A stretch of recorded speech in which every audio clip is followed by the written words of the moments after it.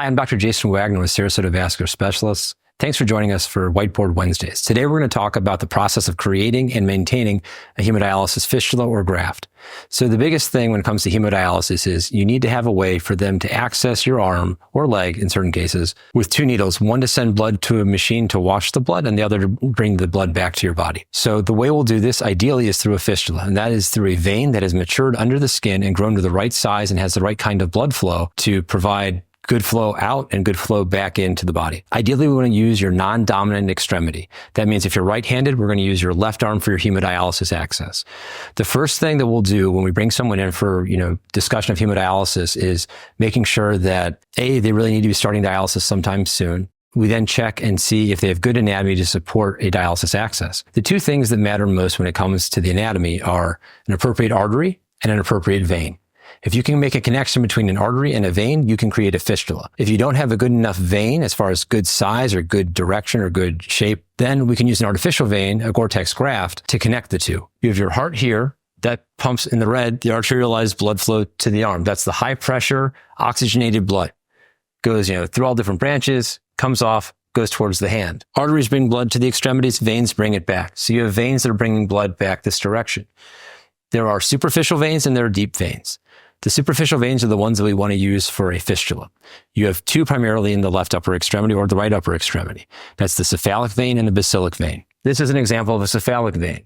It comes all the way from the wrist, all the way back up to the shoulder, and then dives into the deep system in the chest. The basilic vein runs kind of on the medial aspect of the arm and then gets deeper in the upper arm. Ideally, we want to create a connection between the artery and the vein as close to the wrist as possible to start, because then all of the veins upstream get bigger and better. If you create a connection at the wrist, they can use the forearm area, so here, to access for dialysis.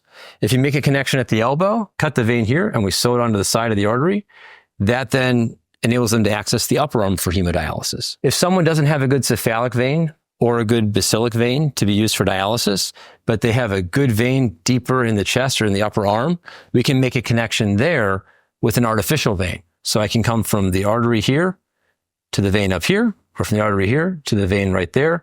And that conduit, that graft that we tunnel under the skin, that's what they access for hemodialysis. Often people say, oh, but I don't want to have anything sticking out of my skin, etc. When an access is created, ultimately everything is under your skin. So if you're having a surgery at the wrist to create a fistula or at the elbow to create a fistula, all you're going to have there is a small scar, and you're going to have a vein that's a little bit more prominent than, say, a normal, like unpressurized or undeveloped vein. If it's a graft, you might feel a small ridge where the graft is tunneled under the skin, but it's not going to be a big bulge or any kind of tubes or anything sticking out of the body. The outflow of your fistula or graft needs to be patent. Sometimes if someone's had a lot of prior tunneled catheters or they've had a lot of, they have a pacemaker, we won't put a fistula or graft on the same side as a pacemaker. And the reason for that is we need to make sure there's a clean flow track of the outflow of the vein, because we're kind of creating an intentional short circuit between the arteries and the vein, because we're functionally just making a tiny incision in the arm, sewing the vein onto the artery, letting more blood flow go through the vein. So we're kind of short circuiting the body, which most people tolerate without issue. However, if you have a blockage up here in your central veins because you've had a tunneled catheter going in or something like a pacemaker wire, you could all of a sudden have a lot of swelling in the arm because you created this short circuit and now you're creating a backup of flow. So if someone has a pacemaker on their left side, their left chest, we won't put a fistula or graft in that arm. We'll go to the right side. If someone has scarring or other reasons, because of a prior heart surgery or some other reason, they might have an issue here, or they have an issue with arm swelling with a prior dialysis access. Sometimes we'll do what's called a venogram, where we'll actually put a small IV in the forearm and we'll take pictures injecting contrast to see how everything drains as it gets closer towards the chest. So in summary, when it comes to getting someone set up for hemodialysis, we want to know what the arteries are, we want to know what the veins are, and we want to make sure that we can make a durable connection, or that the vein or the graft that we're connecting is going to have a good outflow. Again, I'm Dr. Jason Wagner. Thank you for joining me for Whiteboard Wednesdays.